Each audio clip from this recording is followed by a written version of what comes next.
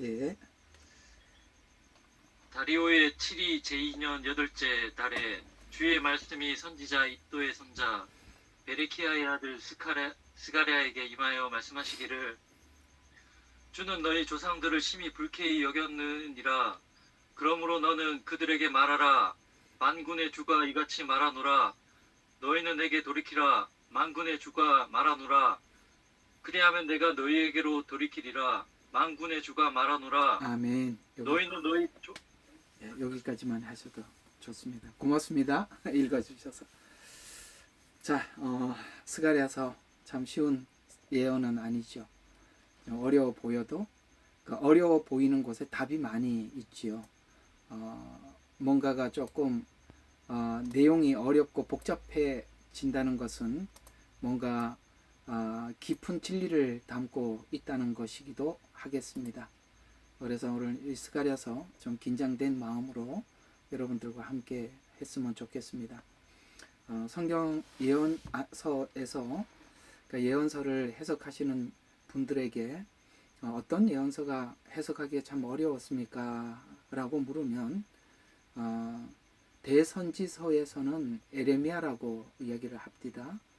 에레미야가 참 어렵다라고 이야기를 합니다. 다니엘서도 많이 어렵습니다만 에레미야가 참 많이 어렵다라고 이야기를 합니다. 소선지서에서는 어디가 좀 어려워 보이냐라고 물으면 이구동성으로 스가랴서라고 말을 합니다. 신약에서야 우리가 요한계시록이 예언서가 한 권밖에 없으니까 그렇겠지만 그럴 만큼 이 12권을 차지하고 있는 소선지서 안에 스가랴서는 좀 어렵습니다. 어려운 만큼 거기에 답이 있고 어려운 이유는 아마도 쉬운 사람에게는 쉬울 겁니다. 그러나 좀 어려운 사람에게 어려울 수밖에 없는 이유는 예언서에 대한 소화를 잘 하고 있으면 어렵지 않은데 이 예언서에 대한 소화를 충분히 하지 못할 때 이 예언서는 어려울 수밖에 없겠죠. 자, 그런 의미에서 여러분들 좀 생소하고 또 그런 예언서라서 좀 여러분들이 정신 바짝 차리지 않으면 여기에 나오는 그냥 막 내용이 막 이렇게 일관되게 쭉 가는 게 아니라 막 계속 상징과 예언이 막 모형이 막 계속 막 또 끝나면 또 다른 거 전혀 다른 예언이 막 상징성이 막 등장하고 막 이러기 때문에 그렇기 때문에 정신을 바짝 차리지 않고 문맥을 놓쳐버리게 됩니다. 문맥을 놓쳐버리면 이렇게 끊어버리면 하나는 저쪽으로 동쪽으로 날아가고 하나는 또 서쪽으로 날아가고 어떤 예언은 북쪽으로 이렇게 되면 안 된다 이 말입니다. 아시겠어요? 이 무슨 말인지 듣고는 있는 거예요. 예언이 막 이렇게 예언이 계속 되는데 전혀 이해할 수 없는 예언들이 막 나와요. 예를 들어서 도금냥 나무가 나오고 말들이 나오고 좀 있으면은 또 뭐가 뇌뿔이 나오고 목수가 등장하고 청양줄 잡은 사람이 막 이상한 사람들이 계속 등장을 하는데 이게 뭔가 일괄성 있게 가고 있단 말이에요. 근데 이게 끊어져 버리면 하나는 동쪽으로 날아가고 하나는 서쪽으로 이게 이어지지 않고 연결고리가 없어져 버린다는 것이죠. 그게 전체를 못 보면 내용이 전부 다 각기 막 뿔뿔이 흩어지는데 이 스가랴서는 굉장히 일관성 있게 뭔가 한 맥을 가지고 가고 있다면 이 맥을 그 맥을 이 예언이 전혀 다른 이야기 같아도 다른 이야기 같아 보이지만은 그 맥을 쭉 이어줄 수 있어야만이 이 스가랴서가 잘 풀리는데 이걸 쭉 설명을 하려면 예언이 전체 그러니까 구약에 있는 대선지서 5권 그 다음에 소선지서 12권 그 중에 시편도 엄청나게 예언이 많이 있어요. 시편은 예언서가 아니라는 게 아닙니다. 시편이 가장 많이 예언이 많아요. 그 다음에 마태복음 24장 그 다음에 요한계시록 이 모든 내용이 어떤 방향으로 가는지 이 방향이 같지 않으면 뿔뿔이 흩어져 버리면 스가랴서는 어렵다는 것이죠. 근데 스가랴서 같은 경우에는 흩어질 확률이 굉장히 높은 거죠. 전체의 방향을 보지 못하면 막 흐트러 버리면 스가랴서를 해도 설명을 다 하고 난 뒤에도 뭘 했는 거지? 어떤 예언이었지?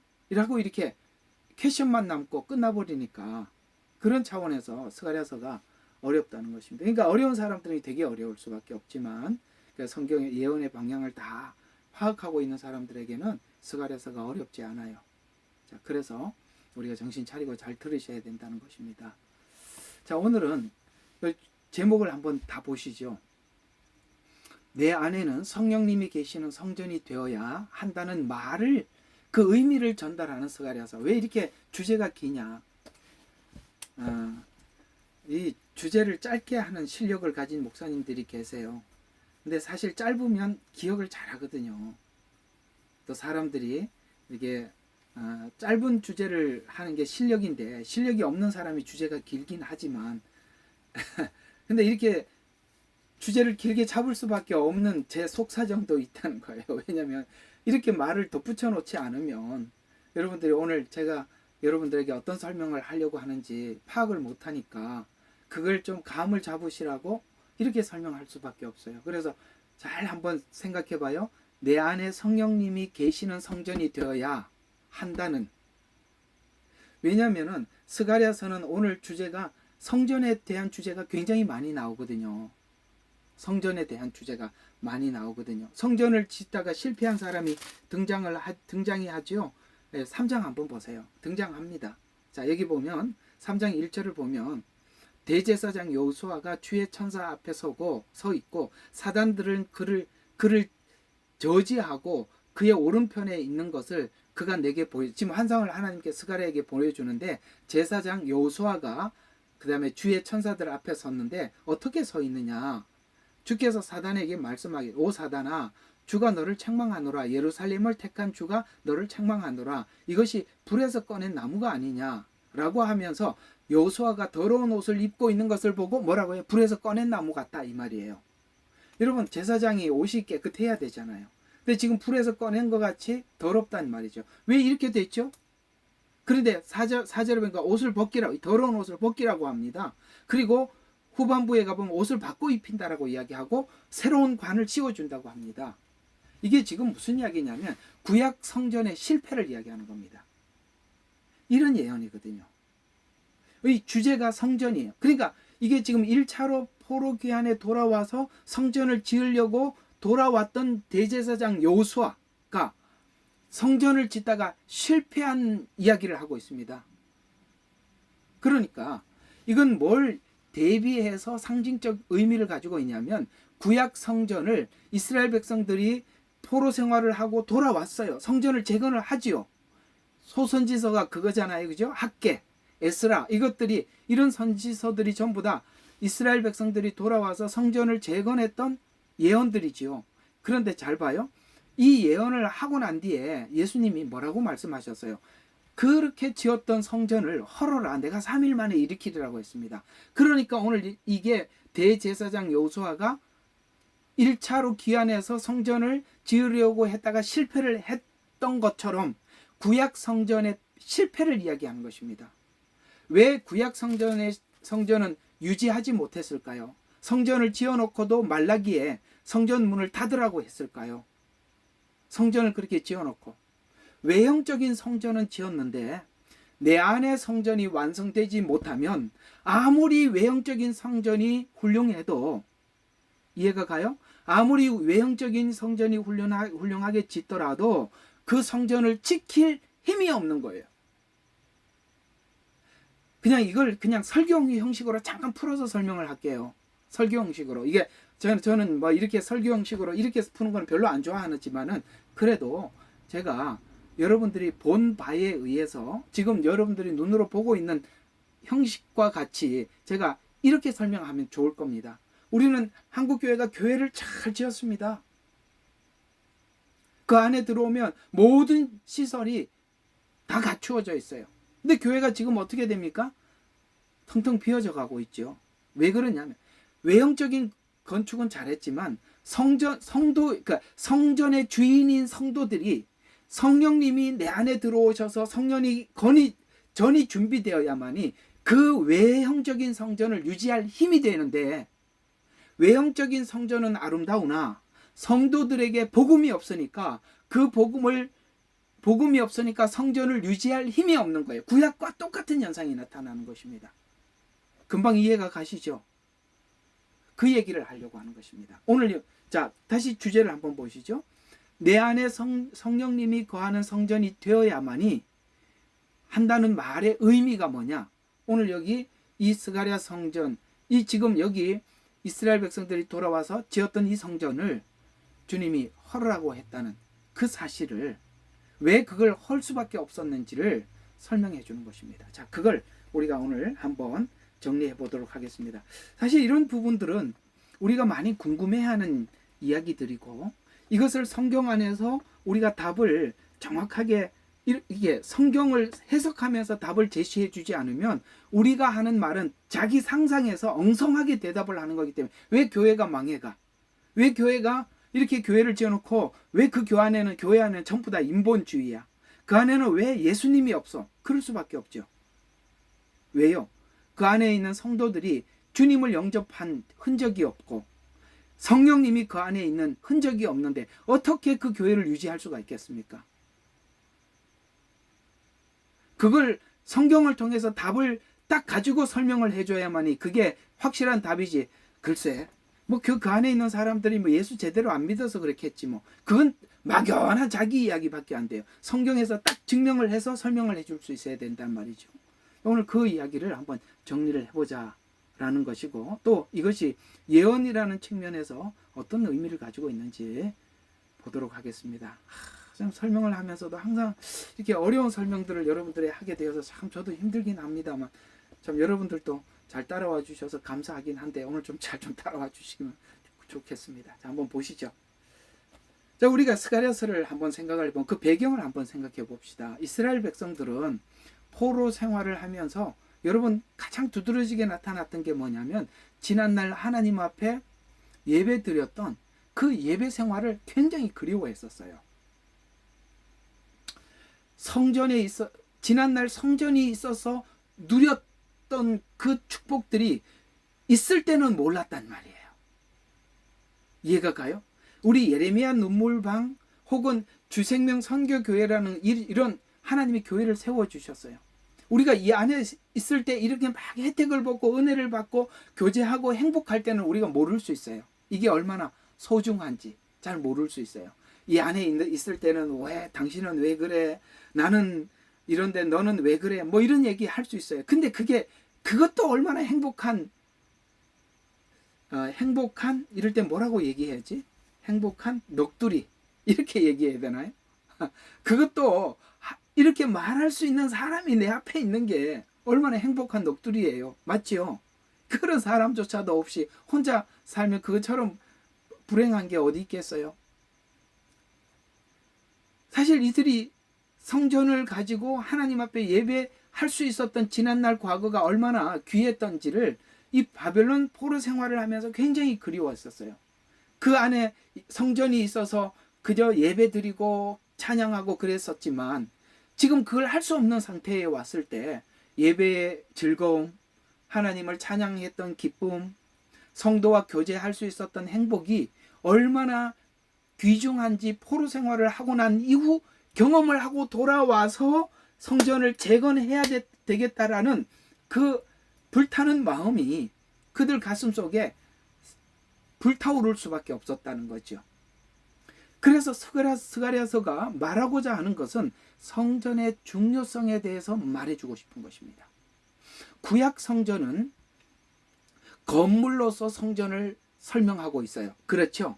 여기에 사람이 누구냐, 그 성도들이 어떠냐 이런 이야기보다는 외형적인 성전을 이렇게 건축했다라는 이 외형적인 성전을 건축하는 그 과정과 그런 것에 대해서만 성경은 설명을 하고 있지, 그것이 얼마나 값진 것인지 뭐 이런 이야기는 별로 없는 이유가, 그 안에 있는 사람들은 아직 이 성전에 대한 소중함을 잘 모르기 때문에, 지금 돌아왔더라도 보시다시피 돌아와서 그들이 성전을 건축하고 잠시 기뻤지만 얼마 되지 않아서, 여러분 여기 성전을 재건하고 난 뒤에 말라기 시기까지는 시간이 그렇게 길지 않거든요. 짧은 시간 안에 또 신앙이 완전히 와르르 무너졌던 것을 우리는 성경의 증언을 통해서 알 수 있듯이,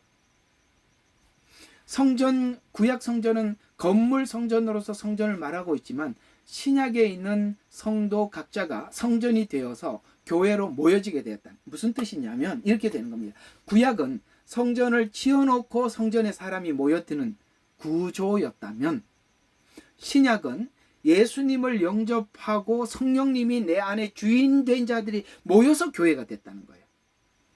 그래서 구약에서 말하는 성전이라는 것은 건물 중심이라면 신약에 말하는 교회는 사람 중심이라는 거예요. 왜 어떤 사람이 중심이 되느냐? 예수님을 영접해서 성령님이 내 안에 있는 사람들이 모여 있는 곳이 교회라고 말을 하고 있는 것입니다. 그래서 베드로가 외쳐서 예수님을 영접하자 자연스럽게 외형적인 건물인 교회가 세워졌던 거예요. 우리가 온라인이든 오프라인이든 우리가 복음을 듣고 함께 모여서 교회가 됐잖아요. 물론 우리가 건물은 아니에요. 온라인이라는 이 방식을 통해서 교회가 세워졌습니다. 그러나 이것은 예수 그리스도를 나의 구주로 모신 사람들이 이 자리에 함께 모여 있기 때문에 하나님이 보실 때는 교회예요. 이건 구약에서 말하는 성전이에요. 그래서 사람이 성전이 돼서 모여 있는 건물이 교회. 그래서 교회는 무형적인 교회와 유형적인 교회라고 그렇게 말을 하고 있지만 그건 조금 오해의 소지가 있을 수 있어요. 그러면 유형적인 교회는 지금 건물 교회를 이야기하는데 사실 유형적인 교회도 교회다라고 말을 하다 보면 이거는 사실 교회라고 말하기보다는 이렇게 표현하는 게 더 맞아요. 교회는 우리는 그냥 그게 단어를 그렇게 써서 그렇지 지금 있는 외형적인 교회는 예배당이에요. 당이란 뭐냐? 모이는 장소, 예배 모이는 처소에 불과한 거예요. 예를 들어서 우리가 카페에 모여서 예배를 해도 그것은 교회예요. 맞죠? 왜? 성령님이 성전에 그 마음속에 있는 사람들이 모여서 예배하는 그 어떤 공간도 다 예배 장소예요. 두세 사람이 모여서 예배하는 그것도 주님이 함께 하신다고요.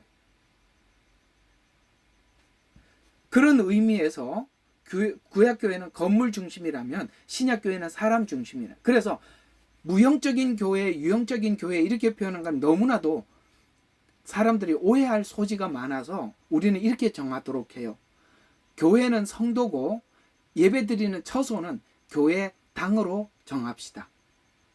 그렇게 말하는 게 더 문법적으로 맞아요. 교회 당. 그냥 모이는 거. 그러면 뭐 여기도 교회당이 될 수 있고 저기도 교회당이 될 수도 있는 겁니다. 그래서 구약 성전 모이면 율법적, 그러니까 법적이지만 신약 교회는 예수님을 모신 자들로 각자가 성전이 됩니다. 그래서 교회의 필요, 그 다음에 예수님과 교회에서는 교회가 얼마나 필요한지 그런 모임, 그러니까 우리가 모여야 돼. 그러니까 이 예수 믿는 사람들 함께 모여서 함께 교제하는 거 이런 게 참 중요하단 말이죠. 그러니까 예수님과 교제, 그 다음에 행복을 강렬하게 그들은 이 바벨론에서 느끼고 돌아왔고 소망하고 돌아왔습니다. 또 이스라엘 백성들은 포로 생활을 마치고 돌아와 성전을 재건하긴 했지만 재건했던 이 성전을 놀랍게도 예수님은 성전을 헐라 내가 3일 만에 다시 일으켜서 3일 만에 일으키는 거 죽고 부활하신 그 기간이 3일이죠. 3일 후에 부활하셔서 승천하시고 성령님을 보내주셔서 다시 신약에 있는 사도행전의 교회가 출발을 됐단 말이죠. 그래서 이 재건했던 이 성전을 예수님이 헐라고 하십니다. 이 말을 했을 때 제자들은 그 말들을 이해했을까요? 모르겠습니다만 예수님께서 이 말을 하는 마태복음 24장에 그 말씀을 하시잖아요. 성전을 헐라 다시 일으키리라 이렇게 말씀하죠. 아마 그들은 그때 그 말은 어렴풋이 이해를 했을 거라고 생각합니다. 왜? 구약 교회가 무너졌던 것을 그들은 구약 성경을 통해서 알고 있었던 거거든요. 그래, 우리가 구약에서 교회 성전 예배가 실패했던 것이지 라고 그들은. 그러나 훗날 세워질 교회가 성령님이 임하시고 그 성령님에 의해서 세워지는 것을 그때는 몰랐을 거예요. 그러나 그들이 복음을 전하자 예수님을 영접하게 되고 영접한 사람들에게 하나님 성령님이 그들 가운데 임하는 것을 보여주었다고 성경은 사도행전은 말씀하고 있어요. 그들이 모여서 자연스럽게 예루살렘 교회, 서머나 교회, 버가모 교회 이런 교회들이 세워졌잖아요. 빌립보 교회, 에베소 교회 이런 교회들이 세워지는 걸 보고 이제 그들이 후반부에 가서 실제 교회가 세워지는 것을 보면서 봤을 겁니다. 그래서 예수님께서 교회를 세운다고 말씀하셨죠. 주는 그리스도의 살아계신 하나님의 아들입니다 라는 이 고백 위에, 그 고백을 베드로가 했을 뿐만 아니라 믿는 모든 사람들이 고백하여서 교회가 세워지게 됐다는 것이죠. 그래서 이 말라기에서 성전에서 드리는 예배를 더 이상 볼 수가 없다고 하셨던 예수님의 말씀을 생각해 보면, 마음의 성전이 회복되지 않은 상태에서 성전을 지킨다는 것은 불가능하다는 것을 구약 성전을 지나면서 알게 되었을 것입니다. 이해가 가시죠? 그 교회 건물을 지키는 성도들이 성령님이 없는데, 본인들이 성전이 되어 있지 않는데 어떻게 그 외형적인 건물을 지키겠어요? 그러니까 성령, 예수 믿고 모인 사람들이 교회에 모여 들어야만이 그 사람들이 교회에 모여 들어야만이 교회를 지킬 수 있는 것입니다. 그래서 성령님이 임하고 난 후에 성령이 그들 마음속에 성령이 내주하자 성전을 지킬 힘이 생겼던 것입니다. 예수님을 영접해서 성령이 성전이 된 자들이 모여서 성전에서 예배하고 찬양하고 교회 공동체를 지켜와서 긴 기독교 역사의 핍박 속에서도 그 교회를 지켜올 수 있었던 것입니다. 외형적인 성전으로는 지킬 수 없는 신앙을 성령님께서 내주하시자 교회가 세워지고 지켜지고 유지해왔던 것입니다. 바로 오늘 여기 스가랴서가 지금 이스라엘 백성들이 성전이 무너지고 포로 생활을 하고 다시 돌아와서 이제 이 성전이 또 무너질 겁니다. 말라기에. 지금 이들은 이해를 못하지만 후반부에 가서 말라기에서 무너지게 될 것입니다. 그래서 주님께서 오늘 이 성전을 짓는 것, 성전을 지킬 힘은 힘으로도 되지 않고 능으로도 되지 않고 성령으로 된다는 말을 이제 점점 이해가 되는 거예요. 그래서 이 성전을 지키는 능력이 된다는 말을 그들이 이해. 그래서 그러기 위해서는 이스라엘 백성들은 성전의 소중함을 깨닫는 시간이 필요했던 것입니다. 이해가 가요? 실패가 필요했던 것입니다. 지난날의 실패가 왜 있었는지 진단이 필요했던 것이죠. 자, 그러면 지금 이스라엘 백성들이 바벨론의 포로 생활을 하면서 이 성전을 그리워했던 그 노래가 바로 시편 137편, 그 다음에 84편 두 편이 바로 포로 생활하면서 성전을 그리워하면서 지었던 시거든요. 시편 137편 대략 그들이 지난날 그 성전을 그리워하면서 지었던 이야기가 이런 겁니다. 1절과 3절 슬픔과 그리움에 대한 노래가 1절과 3절이 이스라엘 백성들은 바벨론 강가에 앉아서 시온을 회상하면서 울며 악기를 버드나무에 걸어두고, 악기는 성전에서 막 하나님 앞에 연주하면서 불렀던데 그걸 부를 수 없으니까 버드나무에 걸어두고 예루살렘을 떠올리면서 기쁜 노래를 부를 수 없다라고 고백을 합니다. 왜? 지난날 그렇게 기쁘게 찬양하고 노래 불렀던 그걸 지금은 할 수 없어서 정말 한탄하는, 이렇게 가슴을 치는 시간을 보내고 있으면서 예루살렘을 떠올리며 기쁜 노래를 부를 수 없다고 노래합니다. 4절과 6절에는 예루살렘에 대한 맹세를 합니다. 뭐라고 맹세하느냐? 이 시편 137편의 시인은 예루살렘을 잊지 않겠다는 맹세를 하면서 이 성전의 가치가 예루살렘을 내가 가장 즐거워하는 즐거움보다 더 좋아하지 않으면 혀가 입천장에, 이게 무슨 말이냐면 주님께서 세우신 오늘 내 주의 나라와 주 계신 성전과 피 흘려 사신 교회를 늘 사랑합니다. 아까 불렀죠. 이게 무슨 말이냐면, 하나님, 저는 정말 교회를 앞으로 사랑하겠습니다. 그리고 내가 이 교회를 지키겠습니다. 이 교회가 너무나도 소중합니다. 이 교회에 모이는 성도 지체 한 사람 한 사람이 너무나도 귀하고, 하나님께서 보내주신 종이 귀하고, 우리의 이런 만남이 귀하고, 여기에 대해서 어떻게 맹세를 하느냐면, 주님, 내가 예루살렘을 가장 즐거워하겠습니다. 가장 기뻐하겠습니다. 내가 교회를 기뻐하는 것보다 더 즐거워하는 즐거움이 다른 것이 있다면 내 혀가 입천장에 붙게 해주십시오 라고 고백할 만큼 여러분 이 예레미야 눈물교회와 주생명 선교교회를 귀하게 여길 수 있어요. 여러분들이 진짜 은혜를 받고 난 이후에는 진짜 나타나는 증상이 뭐냐면 교회를 소중하게 여기는 거예요. 어때요? 여러분 교회가 소중하게 여겨지십니까?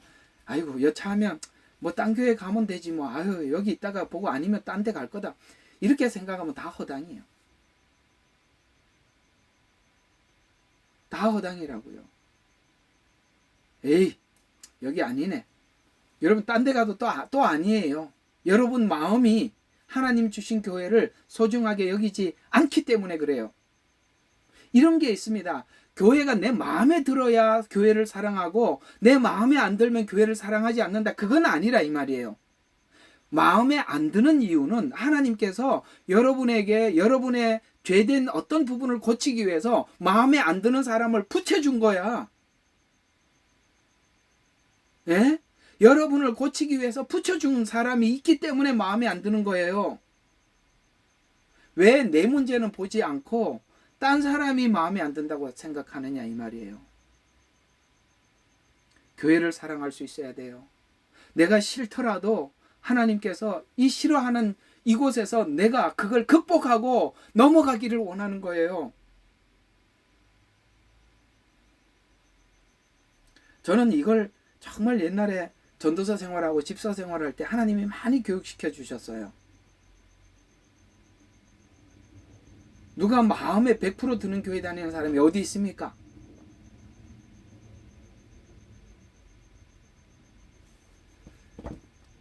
아이고, 여러분들이 볼 때 조건이 충족되지 않아도 교회를 사랑할 수 있어야 돼.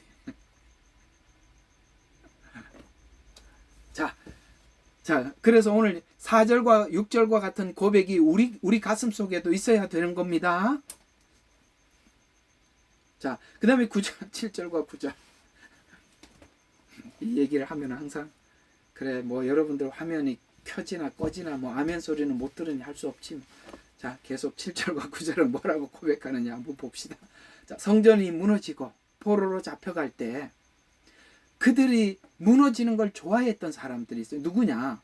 바로 에돔과 바벨론 사람들이에요. 여러분 에돔은 에서의 후예예요. 에서의 형, 야곱의 형이 에서 아닙니까? 형제란 말이에요. 그럼에도 불구하고 교회가 무너지는 걸 좋아했던 에돔과 바벨론. 여러분 이 세상을 살다 보면 교회가 무너지는 걸 너무 좋아하는 사람들이 너무 많아요. 거기에 대해서 하나님 앞에 뭐라고 기도하느냐면 성전이 무너지고 포로로 잡혀갈 때 이스라엘을 저주했던 에돔과 바벨론에 대한 복수를 기도하면서 에돔이 예루살렘 멸망을 기뻐했던 것과 바벨론의 그 잔인함에 대해서 하나님 보응해 주십시오. 교회가 이렇게 무너지고 핍박을 받고 그때 아하 아이고 좋다 박수 쳤던 그들을 하나님 보응해 주시기를 기도하면서 이는 그들이 겪는 극심한 고통과 분노가 얼마나 깊은지를 오늘 137편 9절밖에 안 되는 이 내용 속에 담아두었다는 겁니다. 여러분들이 교회가 무너지는 거에 대해서 오늘 137편 같은 이런 애절한 마음이 우리 마음속에도 있어야 되는 거예요. 그까지 교회 뭐 여기 아니면 딴 데 가면 되지 뭐. 이렇게 이 정도로 생각하는 교회라면 여러분들은 교회가 여러분들에게 은혜를 줄 수가 없습니다.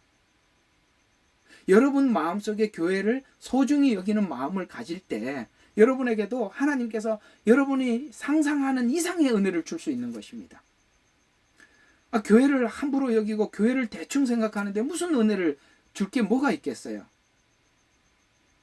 그래서 교회의 어려운 이야기를 듣고 교회에 무슨 문제가 있고 그러면은 여러분들이 내 문제보다 더 심각한 문제처럼 생각을 하고 하나님 앞에 기도하고 애타는 마음을 가지고 그런 마음을 가질 때 그게 곧 주님의 몸을 생각하는 마음이에요.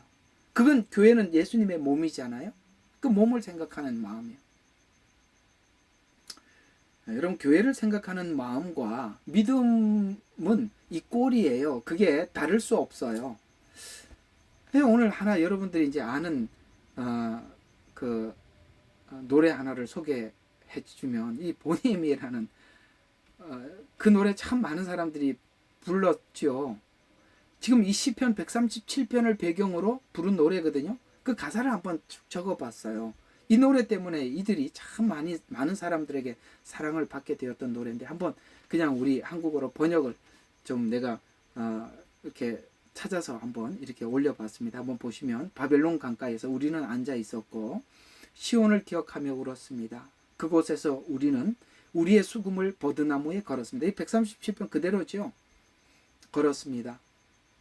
그곳에서 우리를 사로잡은 자들이 우리에게 노래를 요구했고, 이게 무슨 말이야? 바벨론 사람들이 보고 너 이제 그들이 이제 지금 하나님께 찬양을 많이 하니까 노래 불러봐라. 군대 가면 딱 내가 이걸 보면서 무슨 생각이야? 군대 가면 쫄다고 짝대기 하나 붙이고 가잖아요. 얼마나 기분 나쁜지 아세요? 나는 좀 군대를 조금 늦게 갔는데 내 나이 된 사람들은 병장인데 내가 이병으로 가니까 내 동갑내기들이 병장이에요. 그래서 차렷 열중샷 바깥에 있으면 친구인데 나보고 뭐라 그러냐면 노래일발 장전 그러는 거야. 여러분 그 군대 갔다 온 사람 다 알 거예요.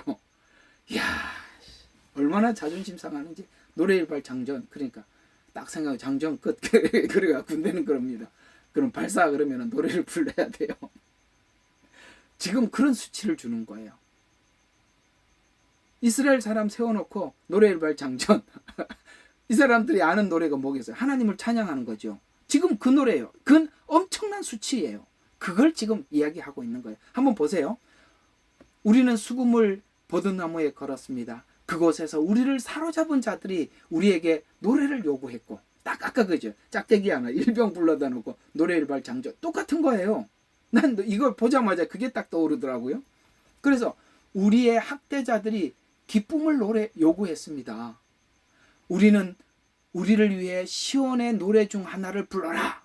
야, 네 한번 찬송가 한번 불러봐. 이렇게 했다는 얘기예요. 근데 여러분 이 말이 맞아요. 어찌하여 바벨론 땅에서 여호와를 불러야 합니까? 이 수치스러움. 여러분 한번 생각해 보세요. 나는 이들의 마음이 막 느껴져. 여러분 노예들의 합창이라는 그거 보셨어요? 합창? 거기 보면 사람들이 노래를 부르고 딱 중간에 완전히 뭐죠? 그 표정들, 그게 표정이 굉장히 중요한 거예요. 완전히 넋이 나간 절망적인 이런 표정을 가지고 그렇게 있잖아요. 그게 그거예요. 바벨론 땅에서 여호와의 노래를 불러야 합니까? 만일 내가 예루살렘을 잊었다면 내 오른손이 잊어버리게 하소서. 내가 예루살렘을 기억하지 않고 내가 최고의 기쁨을 누리지 못한다면 내 혀가 입천장에 붙어 말을 못하게 하소서. 그들은 그 요구 앞에 노래를 부르지 못하는 겁니다. 왜요? 어떻게 하나님을 찬송하는 그 찬송을 하나님을 욕하고 비난하는 이들 앞에 내가 부르겠습니까? 하나님, 우리가 거기서 이렇게 불렀던 찬송이 그렇게 마음껏 하나님을 외치고 불렀던 것들이 이렇게 귀하다는 걸 여기 와서 이런 수치를 겪으면서 알겠습니다. 여러분 있잖아요. 중국에 가서 예배를 가정교회에서 아파트에서 숨어서 예배를 드리는데 옆집에서 이 찬송 소리를 듣고 고발을 할까봐 대주 나라와 입만 빵긋빵긋빵긋 하는 거예요. 여러분 이렇게 목소리 내서 찬송 부르는 게 얼마나 귀한지 아십니까?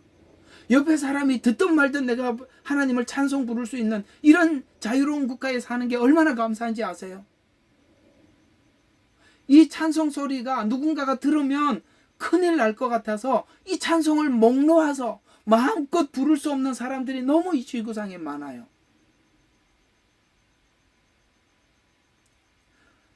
우리가 온라인이라도 이렇게 만나서 하나님 말씀 나눌 수 있고 오늘 그래도 온라인이라도 이 찬송가 틀어놓고 함께 부를 수 있는 이게 우리에게 얼마나 값진지 몰라요.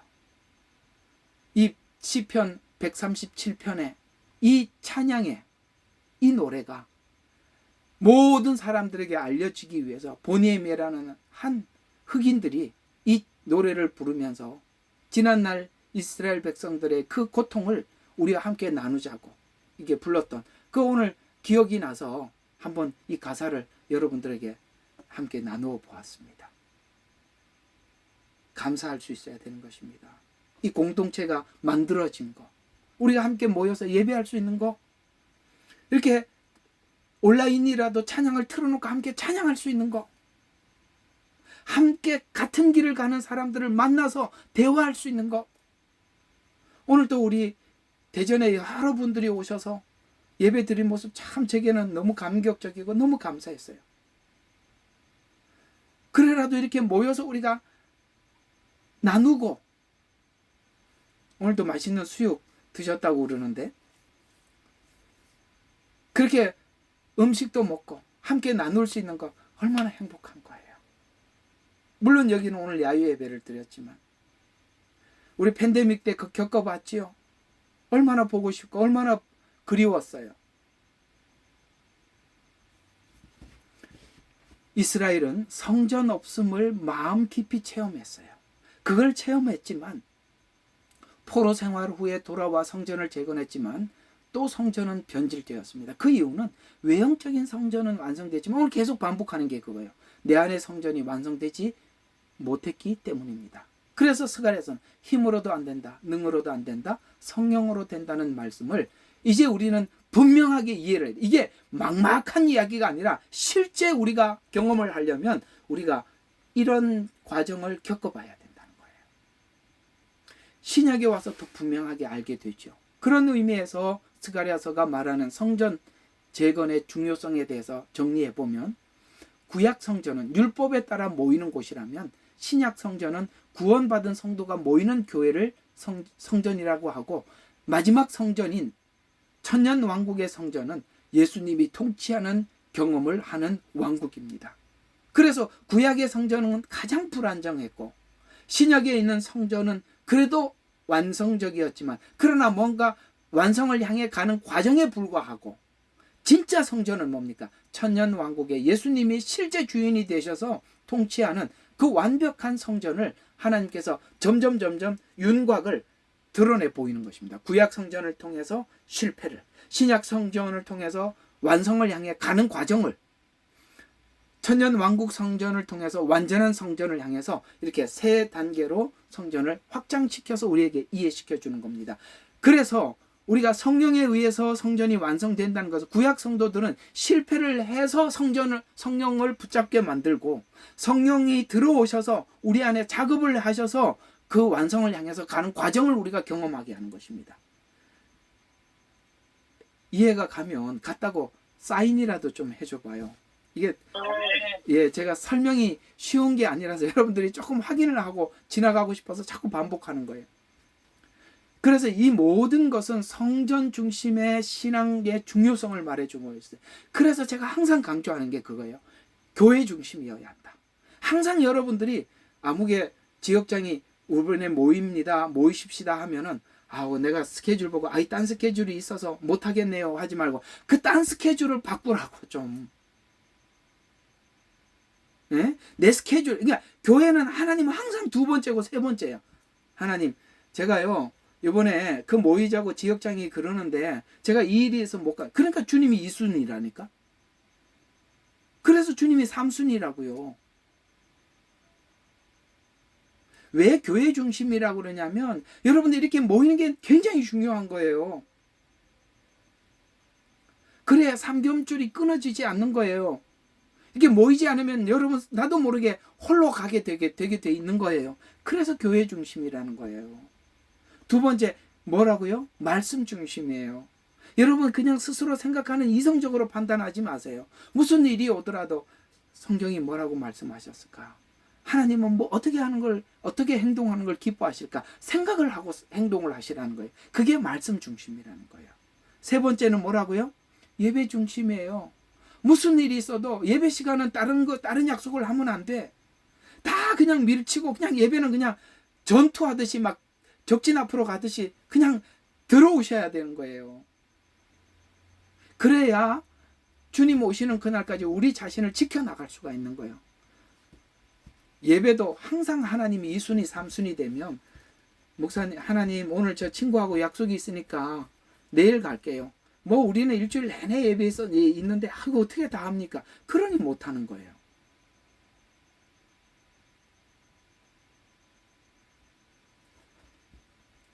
옛날에는 동네마다 예배 시간 전에 종을 쳤어요. 그건 뭐 아는 사람 진짜 오래된 신자일 겁니다.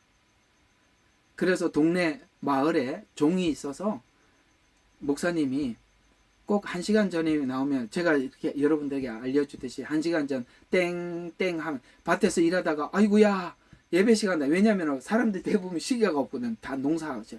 그럼 땡땡 치면 아이고야 이거 빨리 저기 연장 정리하고 빨리 집에 가자. 그래서 이제 집에 가서 막 이제 막 일했던 막 손 씻고 막 진짜 막 대충 빨리 밥 먹고 막 옷 갈아입고 막 그다음에 막 30분 전에 똥 땡땡땡 치고 15분 전 땡땡 치고 5분 전 땡땡 치고 설교하고 그랬어요. 우리 예레미야 눈물도 그렇게 하고 있잖아요. 땡땡땡땡. 왜? 예배 중심으로 살으라고. 예배 중심으로 너무 중요하니까. 그래야 우리 신앙을 지킬 수 있어요. 유지할 수가 있단 말이에요. 이 세 개 중에 한 가지라도 우리가 벗어나면 나도 모르게 잃어버린 양이 돼가는 거예요. 주님 저는 잃어버린 양이니까 저를 찾으러 오세요. 그러지 말라고.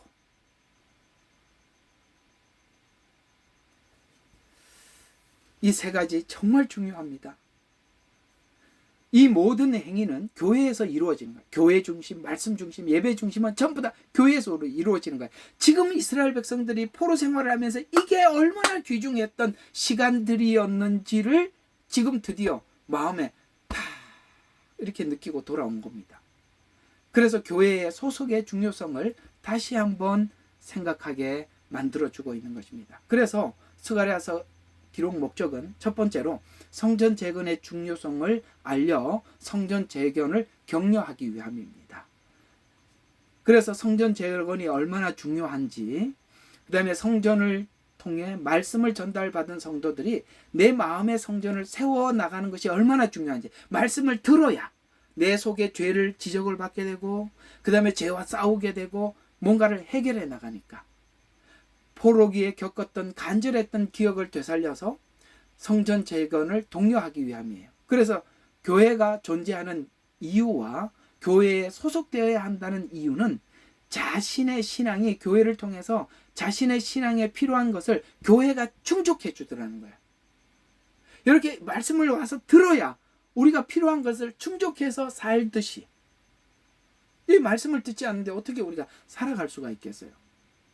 또 왜 이게 중요했냐? 그들이 옛날에 성전은 있었지만 이 성전에 전하는 말씀을 전하는 이 거짓 선지자들이 판을 치는 바람에 속아서 지금 바벨론 포로로 잡혀가게 됐던 것처럼 이 성전의 참 선지자가 얼마나 소중했던지를 또 가서 느끼는 거예요. 그러니까 교회 모임이 소중한 것과 하나님의 종이 진짜 하나님의 말씀을 전하는 종이 중요하다는 것을 그들이 거기 가서 깨달은 거예요. 거기 가서 우리가 거짓 선지자들이 하는 말에 속아서 여기 왔구나 라는 것을 그들이 거기서 깨닫게 되었다는 것이죠. 그래서 더 이상 거짓 선지자에게 속지 말고 참 복음이 선포됨이 얼마나 소중한지 알리고자 하나님은 그 포로 생활을 통해서 이 부분을 충분히 이해하고 돌아오도록 70년 동안 구워 삶았다. 두 번째, 성전 재건을 시작했지만 외부의 압력으로 인해서 중단되었지만 학계와 함께 성전 재건을 외쳤습니다. 그래서 힘으로 안 되고 능력으로도 안 되고 오직 하나님의 영으로 된다는 말씀을 깨달았어요. 스가랴서 4장 6절과 9절에 보면 바로 그 말이죠. 성전 재건을 위해서는 외부적인 압력과 방해가 있지만 외부적 압력과 방해를 극복하기 위해서는 힘으로, 지식으로, 능력으로 안 되고 오직 성령으로 가능함을 알게 되어서 모든 것을 보이는 것에 있지 않고 보이지 않는 것에 있음을 알고 기도해서 하나님께 구해야 되는 것을 알게 해주기 위해서 스가랴서가 기록되었다는 것입니다. 그렇습니다. 우리가 보이는 압력들, 보이는 방해들, 보이는 무거운 짐들은 영적인 힘을 얻을 때에 많이 돌파할 수 있다는 걸 우리 배웠지요. 배웠으면 아멘. 우리가 살면서 배운 게 그거예요. 그렇습니다. 우리가 살면서 배운 것은 외부적인 압력과 고난과 모든 것을 극복하는 힘이 우리가 이를 악물고 힘으로 우리가 돌파할 수 있는 것이 아무것도 없다는 걸 배운 겁니다. 그렇습니다. 힘으로 안 됩니다. 능으로도 안 됩니다. 성령으로만 된다는 것을 알게 된 것입니다. 하나님으로부터 능력을 받으면 어떤 고난도 이길 수 있고 어떤 상황도 돌파할 수 있어요. 그걸 하나님은 바벨론 포로 생활을 통해서 가르쳐 준 겁니다. 또 학개는 보이는 성전을 외쳤어요. 스가랴는 보이지 않는 성전을 외칩니다. 이 둘은 굉장히 중요해요. 여러분, 보이지 않는 성전만 외치면 우리가 이런 사람이 될 수가 있어요. 나 예수 믿고 성령님이 내 안에 있으니까 보이는 교회 갈 필요 없어. 그냥 나는 집에서 조용히 신앙생활을 하다 주님 오실 때 다 됐는데 막 이렇게 혼자서 신앙생활 잘 하다 보면 주님 오시면 나를 부르면 가면 되지 뭐. 요즘은 또 그렇게 무교회주의자들이 많아요. 교회 갈 건 뭐 있어? 나 예수 믿고 구원받았는데 내가 곧 교회인데 또 이러고 앉아서 아주 그냥 혼자 교회가 또 그렇게 많아요. 나 홀로 교회가. 이 둘의 외침이 둘 다 중요하다는 걸 아셔야 됩니다. 학개는 보이는 성전을 외쳤어요. 모여야 한다. 그곳이 장소가 중요하다. 예배 시간이 중요하다. 라고 외쳤다면 스가랴의 외침은 보이지 않는 성전이 중요하다. 이 보이는 교회는 보이지 않는 사람들이 모여서 그 교회를 유지하는데 성령 받은 사람들이 하나님의 영을 받은 사람들이 그 교회를 지켜나가더라 라고 이 둘의 외침은 둘 다 중요하다 이 말이에요. 성전 재건이 중요하듯이 하나님께서 보내준 교회에 정착하기까지 방해를 극복하고 완전히 정착하기를 격려하기 위함에 여러분 교회가 세워지는 것은 방해가 많습니다. 세상에 다른 일들은 뭐를 하려고 그래도 방해가 별로 없는데 교회는 방해가 너무 많아. 교회를 세우려고 그러면 아이고 옛날에 그 교회를 세웠던 목사님들 간증을 들어보면 아이고 끔찍해요. 대학교 다닐 때 교회를 다니고 있는데 그 교회가 그 교회 이제 목사님들이 나는 그걸 잊을 수가 없어요. 대학교 다닐 때인데 그 목사님들이 그 교회에서 지금으로 보니까 지방회를 하신다고 모였어요. 이게 뭐 교회 돌아가면서 지방회라고 있어요. 목사님들이 모여서 한 달에 한 번씩 이렇게 모이는 지방회가 있어요.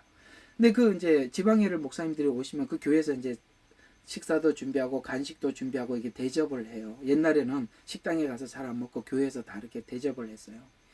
그러다 보니까 이제 그 교회 집사님들이 오셔서 식사 준비를 하고 그랬는데 그때 어떻게 하다 제가 봉사를 좀 하게 되어서 그때 청년회 회장이었어요. 봉사를 하게 되어서 제가 이렇게 서빙을 맡았어요. 정말 그 순간을 잊을 수가 없어요. 서빙을 맡았는데 저는 이렇게 설교만 할 줄 알았지 간증은 잘 안 할 줄 알았는데 요즘은 이렇게 간증이 좀 많아지네요. 서빙을 하게 됐는데 서빙을 하다 보니까 이게 갖다 놓으니까 또 목사님들이 나보고 앉으래. 그것도 목사님들 다 앉아서 지방 뭐 무슨 회의하는데 제가 앉아서 뭘 하겠습니까? 아니 목사님들 하도 붙잡아서 어쩔 수 없이 나가지 못하고 앉아서 목사님들의 이야기를 엿듣게 되었어요. 근데 어떻게 됐는데 어떻게 엿듣게 됐냐면은 목사님들이 이제 자기 목회 간증을 하시는 거예요. 그래서 가만히 들어보니까 야, 이게 심각하더라고요. 저렇게 고생했구나. 저분 얘기 들어보니까 아이고 세상에 저런 고생을 했구나. 다음 분 얘기 들어보니까 또 다 고생을 했는데 한 분은 어떤 이야기를 하냐면 나는 교회 문제 있는 교회만 간다는 거야. 하나님이 문제를 해결하면 또 문제 있는 교회를 보내고 또 문제 해결하면 문제 있는 교회 가고 자기는 막 이 문제 해결하는데 아주 통달을 했다는 거예요. 근데 하나님이 좀 문제를 해결하면 조용해지고 나면 거기 남겨두면 얼마나 고마워. 근데 또 문제 있는 교회. 그 자기는 평생 문제 있는 교회 가서 문제 해결만 하고 살았다는 거예요. 야, 그래서 얼굴 보니까 와, 얼굴에다 이렇게 고생 많이 했으면 이렇게 적어놨더라고요. 완전 주름살이 그냥 쭈글쭈글해요. 그래서 속으로 무슨 생각을 했냐면, 야, 저런 목회하면 안 되겠다. 이런 생각이 드는 거예요. 나는 아무것도 모르는데 그냥 청년회 회장에 서빙하러 갔다 그 얘기를 듣게 된 거예요. 근데 내가 그 중에 있는 분 중에 목사님 한 분이 진짜 치질이 너무너무 고생하신 분이 계셨어요. 저분은 진짜 얼굴에 그냥 고생 무지했으면 이렇게 적어놓은 거예요. 아주 얼굴에 써놨어요. 근데 그분이 간증이 되게 듣고 싶었어요. 그런데 이분은 어떤 간증을 하시냐면 교회를 짓고 나면 가라 그러더래요. 또 교회 짓고 나면 또 가라 그래. 내가 보니까 저분 저 사역은 절대 하면 안 된다. 내 속으로 그런 생각이 드는 거예요. 교회 짓고 나면 또 가게 하고 교회 짓고 나면 또 가고 교회 짓고 부흥되면 가고 부흥되면 가고 부흥되면 가고 그 비슷한 사역을 제가 하고 있지 않습니까? 저거는 하면 안 된다고 했던 걸 저는 국내에서 한 게 아니라 해외로 돌아다니면서 하고 있어요. 와, 내가 진짜 이럴 줄 몰랐어요. 나는 그래 속으로 하나님 부르셔도 저런 거는 말고요. 그렇게 했더니 야, 진짜 참 잊을 수가 없어요. 또 어떤 분은 안정된 교회 가서 부흥한 교회 가서 편안하게 목회하고 또 가면 부흥한 그런 분이 있어요. 진짜 얼굴에 기름이 졸졸 넘쳐요. 와, 진짜 서로 너무 다르더라고요. 근데 속으로 하나님 누구는 저 고생을 지키고 왜 저 사람은 저렇게 편안하게 저렇게 목회를 평생 하나. 참 신기하다. 나는 교회 다닌 지 얼마 안 돼서 아무것도 모르는 상태인데 그 얘기를 제가 평생 잊을 수가 없어요. 이렇게 하나님의 부르심이 다 다르신데 저도 이렇게 하나님을 이렇게 불러서 이렇게 할 줄은 정말 몰랐습니다. 그래서 하나님 미리 한번 그 이야기를 듣게 해주신 것 같은데 그렇습니다. 우리가 이 교회가 세워진다는 것은 진짜 사단의 방해가 많아요. 그리고 그 교회가 건강하게 자라가는 것에도 사단이 못 봐요. 사단이 원하는 대로 자라는 교회는 키워줘. 사단이 키워준다니까. 근데 하나님이 원하는 교회는 사단이 너무 방해가 많아. 근데 그 고난을 극복하면서 우리는 자라는 거야. 그 고난을 극복하면 성도들이 성숙해 가는 거예요. 그러기 위해서는 우리가 말씀이 살아있어야 되고 하나님 주시는 말씀을 우리가 서로 듣고 나눠야 하고 그 말씀을 우리가 듣고 나누고 그렇게 해야 우리가 떨어져 나가는 사람도 붙잡고 우리가 함께 커가는 거예요. 우리는 우리 자신도 모르게 자라고 있는 것입니다. 그런 고난을 극복해 나가면서. 그래서 오늘 하나님께서 스가랴서를 통해서 우리에게 딱 알려주고 싶은 교훈이 뭐냐면 보이는 방해는 보이지 않는 방해임을 알게 만들어주는 겁니다. 보이는 방해는 보이지 않는 방해를 알게 해주는 거예요. 스가랴서를 통해서 보이지 않는 세계가 보이는 세계를 움직이고 있다. 그걸 여러분이 배워주시기를 주의 이름으로 축원합니다. 뭐라고요? 아멘. 아멘. 감사합니다. 그렇습니다. 아셨죠? 보이는 세계의 힘은 보이지 않는 세계가 붙잡고 있다. 힘으로 안 된다. 능으로 안 된다. 성령으로 된다. 이걸 배우는 게 스가랴서예요. 그러니 이 스가랴서가 보이는 거는 보이는 것으로 끝이지 뭐 보이지 않는 게 보이는 것을 움직여. 그렇게 생각하면 스가랴서는 들어갈 수가 없는 성경이다. 이런 이야기가 되는 것입니다. 다음 시간에 또 기대하시고 개론 3시간을 해야 될 것 같아요. 다음 시간에 1시간 더 남았습니다. 그래야 이제 1절 들어갑니다. 참 많지요. 이 개론이 왜 중요하냐면 방향을 잡아놔야 돼. 방향을 잡지 않고 쑥 들어가기 시작하면 여러분들이 방향을 모르고 가기 때문에 이 방향을 처음에 잡아두는 겁니다. 스가랴서 하는 내내 여러분에게도 영적인 힘이 쑥쑥 그러니까 충만하게 부어지기를 기대하면서 기도하겠습니다. 하나님 감사합니다. 오늘 하루도 잘 보냈습니다. 주일날 우리가 하나님 말씀을 듣고 영적인 힘을 얻어서 내일부터 하나님 주시는 현장에 가서 승리하는 사람으로 살아나게 도와주십시오. 아버지 하나님, 세상이 뭐라고 해도 넘어지지 않게 해주시고 승리하게 도와주시옵소서. 하나님은 하나님의 일을 해나갈 줄로 믿습니다.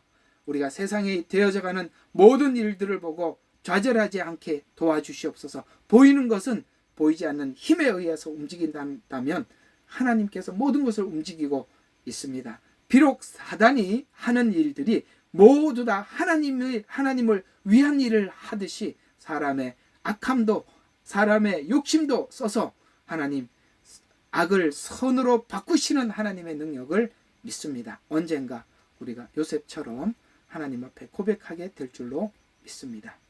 오늘도 이 밤 편안히 잠들게 해주시고 내일도 얻은 영적인 힘으로 승리하는 아버지 하나님 한 주간이 되게 하옵소서.